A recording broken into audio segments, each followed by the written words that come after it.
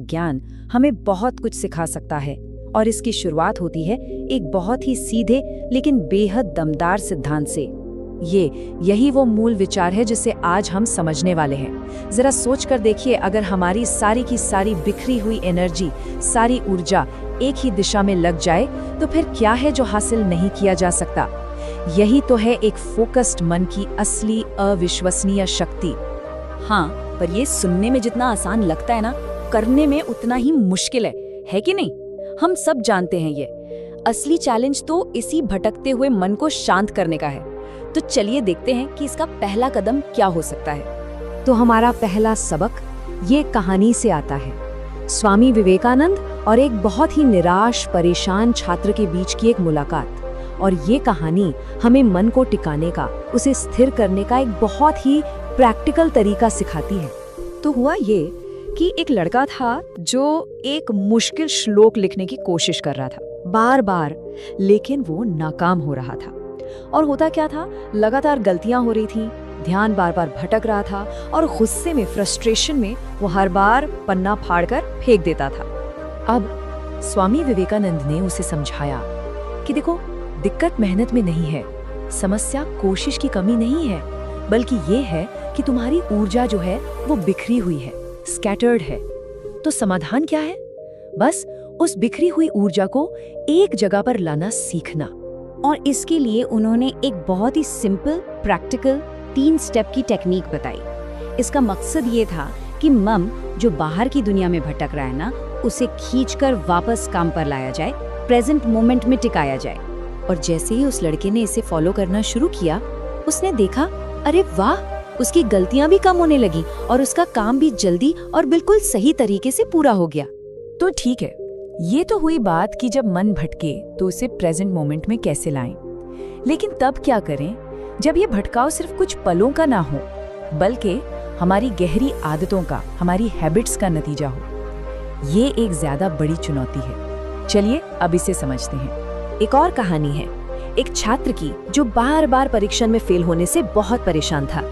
वो स्वामी जी के पास मार्गदर्शन के लिए आया कि आखिर इतनी मेहनत करने के बाद भी उसे कामयाबी क्यों नहीं मिल रही।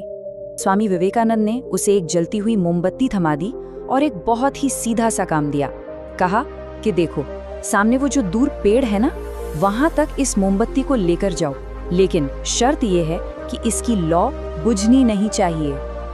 अब ये जो छोटा सा चैलेंज था ना, ये हमारे कंसंट्रेशन और हमारी आदतों के बीच के रिश्ते को बहुत ही खूबसूरती से समझाता है। हमारा जो ध्यान है, हमारा जो फोकस है, वो उस मोमबत्ती की लौ की तरह है, बहुत नाजुक। और हमारी जो भटकाने वाली आदतें हैं, वो उस हवा की तरह हैं जो बस उसे बुझाने में लगी रहती हैं। तो सबक बिल्कुल साफ है। अगर मंजिल तक पहुंचना है तो पहले उस लौ को हवा से बचाना होगा।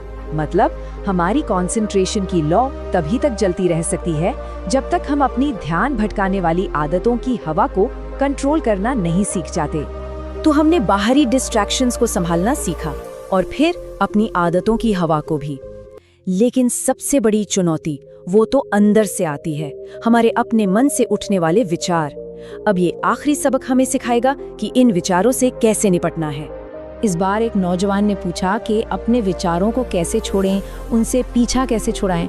तो उसे पानी का एक ग्लास दिया गया जो ऊपर तक एकदम लबालब भरा हुआ था और उससे कहा गया कि इसे पकड़ कर रखो और ध्यान रहे, एक बूंद भी छलकनी नहीं चाहिए। और हुआ क्या, जैसे ही उसके मन में डाउट्स और सवाल आने लगे कि ये हो पाएगा या नहीं, कहीं गिर तो नहीं जाएगा, बस उसका हाथ कांपने लगा और पानी छलक गया।